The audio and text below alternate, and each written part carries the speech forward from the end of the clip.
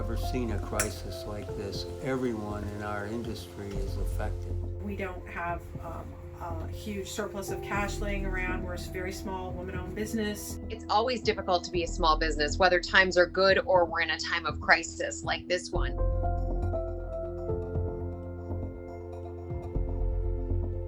Number of small businesses. There are 30 million of them in this country. A lot of small businesses live the equivalent of paycheck to paycheck. My business was in a place that we were going to have the best year that we had yet. So obviously things have changed. We instantly had a complete halt in revenue, which unfortunately left me in a position that I had to let go about 90% of my own workforce. I have a new book, Assume Nothing, a memoir of intimate violence, that was supposed to be launching right now, but the book's release has been delayed and all of my events have been canceled or postponed. It didn't feel like the right narrative to introduce in the context of the crisis.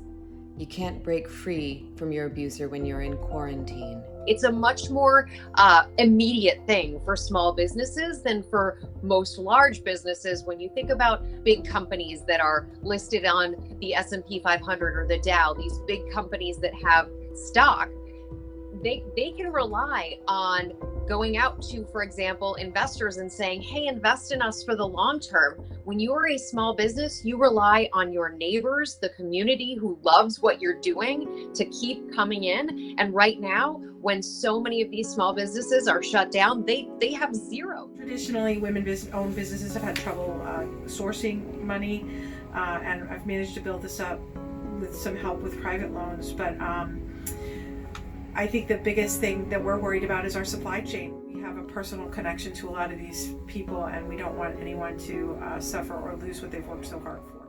We basically kept our core team in place and keeping them busy, but the bottom line is I simply can't wait to bring the rest of my team member family back to work.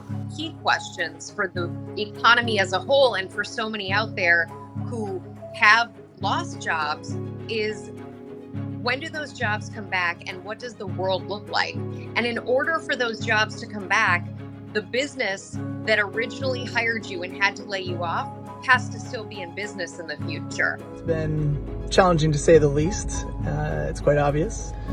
And the stimulus will help us to stay afloat, to employ our workers, to grow, to expand. We had a lot of contracts that we're very close to going through that are obviously not going through right now. The stimulus must keep an eye out for the small guy, the struggling entrepreneur, as well as the hourly employee who has no voice. While you have the stimulus bill at this point, which should be helpful, some companies very likely just won't be able to hang on even with that stimulus. Although I will say I'm so impressed by the resilience and the creativity that I see from the business world right now. We quickly had to kind of pivot our business and figure out a different way to bring in income and also support the farmers in our area who also rely on these events just as much as we do.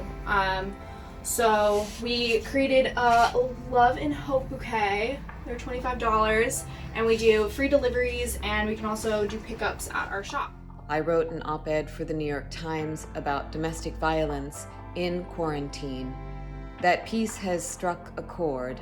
We've already been hearing about increases in upticks of domestic violence around the country, and we have an opportunity to get ahead of this looming crisis, this byproduct of the pandemic. I think that there is no question that this is going to change our behaviors, but it's also very likely going to change the way business is conducted. Some companies have learned that being in the delivery business, for example, there are some restaurants that being in the delivery business is working really well for them. They may decide in the future, actually having a bunch of tables and relying on people to walk through our door is not the best business model. I work with small businesses. So when their business is affected, my business is affected. A lot of small businesses are having to make some really hard decisions. They're having to pivot and offer services that they've never offered before. They are having to translate their business to online platforms that they've never worked with before, just in an effort to survive this storm. It's just going to be a disaster on the other side. I don't know if restaurants will be able to open again as small businesses.